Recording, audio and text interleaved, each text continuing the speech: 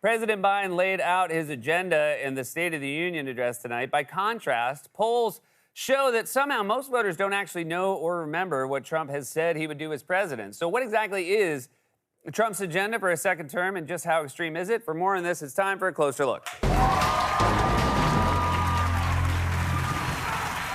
We taped this in the afternoon, so I don't know how Biden's speech went, but I'm reasonably certain that it did happen, which is already more than some Republicans are willing to stomach. We want to stop him from actually delivering the State of the Union. Now, some Republican lawmakers are considering a bill that will prohibit the House or Senate leadership from inviting Biden to address Congress. He comes at the invitation of Congress. The Republicans are in charge of the House. There's no reason that we need to invite him. I love how Biden's always trying to make bipartisanship happen, and Republicans respond by going, I think we should be allowed to brick up all his doors so he can't leave the House. The State of the Union is a sacred constitutional duty, and you're talking about it the way Susie on Curb talks about hosting a dinner party. You know what, Lair? If you don't like the food, then get the out of here. There's no reason to invite you four-eyed. Now, maybe I'm being hard on Republicans. Sure, maybe they're just petulant children who can't stand the idea of President Biden at the State of the Union, or maybe they miss Vice President Biden at the State of the Union. I mean, look at this. I don't remember a single thing Barack Obama said at the State of the Union. But I remember the finger guns, and I remember thinking, if he's doing that, the State of the Union must be pretty rad. You know what we need? We need Obama to come back and do the State of the Union just so Biden could sit behind him and mug for the camera. In 2014, it was finger guns. This time, it'll be aviators and ice cream. Or, hear me out, we use a combination of artificial intelligence, nanotechnology, and nuclear fission to create an unstoppable chain reaction that rips a hole in the space-time continuum, allowing 2014 Joe Biden to sit behind 2024 Joe Biden. What's that, Christopher Nolan? That was going to be your next movie? Well, too late. I called it. Oppenbiden. No, wait, Bidenheimer. There you go. 2014 Biden could shoot finger guns and flash that toothy grin whenever 2024 Joe Biden needs to spice things up. The State of the Union is strong, folks. I'm not kidding around. I'm not joking around. Just ask this guy. Hey, who wants a pina colada? Chad, Becky, Dave. You want a twisty straw, Dave? Hey, Brad, go long. Instead, we'll get the much more boring spectacle of House Speaker Mike Johnson sitting behind Biden tonight. He's already endorsed Trump and said this week that Trump would help Republicans win Congress in November. How big are Trump's coattails this year? Well, his coattails are humongous. Well, if he's wearing this coat, then sure. I mean, when Trump says he's got Republicans in his pocket, he means it literally. Any day now, we're going to see Ted Cruz's little head pop out of that thing. We love a few more crumbs, sir, whenever you get a chance.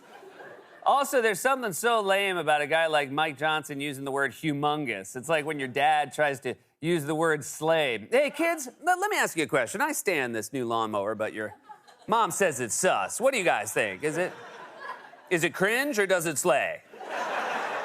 Is it giving suburbia? Let's show hands. Any cringes? I'm not seeing any cringe. Any slays? No slays. Starting to think we're not doing this. No cap? Now, in advance of today's speech, Biden posted a video online with a group of actors who played presidents on TV and in movies, including Bill Pullman, Morgan Freeman, and Gina Davis. I'm sorry, but this should be a huge scandal. Where the are Harrison Ford and Martin Sheen? Gathering a group of fictional presidents without President Biden is like putting together a supergroup of New Jersey musicians without Bruce Springsteen. Nobody's spending $600 on Ticketmaster to watch John Bon Jovi harmonize with hologram Frank Sinatra. When Biden invited Harrison Ford, did Harrison turn around and say, "Get off my plane"? And did Biden respond by saying, "Joke's on you, I couldn't get on the plane"? Now, if you're looking for some analysis of Biden's speech, after it's over, there are plenty of reputable places to go and trustworthy journalists to follow for serious, sober discussion or good faith criticism. Or if you want to feel like you just inhaled a cocktail of ketamine, asbestos, and venison, you could crawl into the dark corners of the weird wide web and watch this dweeb. We will be live this Thursday night after the State of the Union address, as if you need his guidance on the State of the Union. You already know. We will be up on TuckerCarlson.com, here on X, across the internet, live Thursday night. Ooh, I can't wait to find out if Biden covered any of Tucker's favorite topics, like tanning your testicles, eating insects, the awesomeness of Putin, or the of the green M&M. Joe Biden didn't say one word in his speech tonight about whether the green M&M gets him rock hard. Why is that? Could it be that he's secretly pansexual and is attracted to all the M&M characters, even the homely ones? Is he planning a secret orgy at the White House with various food mascots of all genders and sexualities, like Mr. Jelly Belly, Tony the Tiger, the Kool-Aid Man, the Jolly Green Giant, Toucan Sam, and the Peeps? And if so, why hasn't he invited me? As you may know, Tucker recently got some blowback after walking around a Russian grocery store with his mind blown like he's never been to a Aldi and conducting a softball interview with Vladimir Putin while making a series of faces that looked like he got kicked in the balls, then walked in on his parents having sex, then kind of liked it, then accidentally his pants. But don't worry, everybody. Tucker had a rock-solid defense against all that criticism. The idea that I'd be flacking for Putin when, my relatives fought in the Revolutionary War, like I'm as American as you could be. Some rich kids pull a, do you know who my father is? Tucker pulled a, do you know who my great-great-great-great-grandfather is? He was the one with the bow tie who got bayoneted in the back. You can't use ancestors who were long dead before you were born as a defense for your current behavior, although maybe that's how far Tucker has to go back to find a relative who wasn't a white-hot prick. His great-great-great-great-grandfather fought in the Revolutionary War, but then that guy's son probably wrote a pamphlet called, Were the Redcoats Actually That Bad? With that said, I'm sure Tucker's reaction to Biden's speech tonight will be full of insights. I wonder how he'll feel about it. Will Tucker be confused, baffled, bewildered, befuddled, perplexed, perturbed, puzzled, amazed, aghast, agog, flustered, flummoxed, dazed, distracted, startled, astonished, stunned, surprised, or aroused? Now, one thing we know about Biden's speech without seeing it is that, per tradition, he probably pointed out some honored guests in the room. Usually when you do that, you name them so you can have a moment of recognition and applause. By contrast to Trump's victory speech on Super Tuesday, he implied that there were a bunch of super famous people in the room, but suspiciously left them unnamed. This is an incredible group of people. So many celebrities that I'm not going to introduce any because I'm just going to get myself in trouble if I do that, because I'll leave out most of you. But this is a room chock full of incredible, talented people, like some of the guys standing right in front of me, right? Big futures, big, fat, beautiful futures. Oh, I'd love to be your age. I'd pay you a lot of money to be your age. Are you okay, man? I never thought, is Donald Trump depressed? I'd love to be your age. I would make some very different choices, but sadly, here I am in the winter of my years. A soulless husk of a man facing years of imprisonment, years I don't have, and $500 million in fines, dollars I also don't have. A big fat future, sadly not for me. I can only reflect on my big fat past, so fat.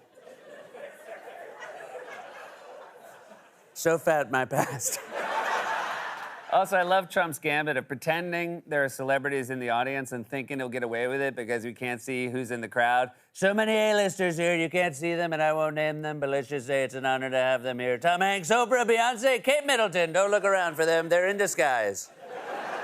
Just keep looking at me. They don't want anyone to know they're here, so I smuggled them into the room tonight in my giant coat. So Trump's now the presumptive GOP nominee. And I know, sometimes it feels like everything that can possibly be said about Donald Trump has already been said. But shockingly, polls show that most voters are actually somehow unaware of Trump's most extreme statements and promises. A new survey found that only 31% of respondents said they previously had heard a lot about these statements by Trump. It's hard to focus on, say, his very specific, detailed plans to weaponize the Justice Department, jail his opponents, use the military to stamp out protests, and conduct mass immigration raids, when he can't even complete a sentence without his brain bursting into flames like a recalled Tesla. We are a nation that just recently heard that Saudi Arabia and Russia will repeat.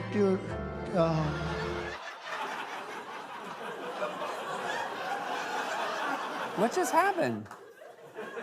Oh, I bet the sexy green M&M popped into his head. Trump has either hinted or explicitly promised that he will use his second term to arrest opponents, conduct sweeping raids and deportations, cut taxes again for the wealthiest Americans, try again to repeal Obamacare and take health insurance away from millions of people and pass a national abortion ban. He's just hoping you don't notice, because when he talks about passing a national abortion ban, he's so incoherent about it. A lot of Democrats said that that no government official should ever get between a doctor and her patient. Dobbs said 15 weeks. Right. That's just about a little over first trimester. So more and more I'm hearing about 15 weeks, and I haven't decided yet. But largely, they're coming in with a certain number of weeks, and the number 15 is mentioned. I haven't agreed to any number. I'm going to see. What the do you mean you haven't decided yet? You're running for president. You're talking about one of the most urgent political questions of our time. Like, you can't decide between chicken or fish at a restaurant. I like the fish, I like the chicken. More and more, I'm hearing about the pasta. Trump has bragged about overturning Roe v. Wade and stripping life-saving medical care away from millions of Americans, and his allies have a detailed plan to ban abortion care nationwide. Trump is just hoping voters will forget about all that, because when you ask him a basic question about his agenda for a second term, he sounds like one of Tucker's relatives getting bayoneted in the Revolutionary War. Will repeat your... This has been A Closer Look.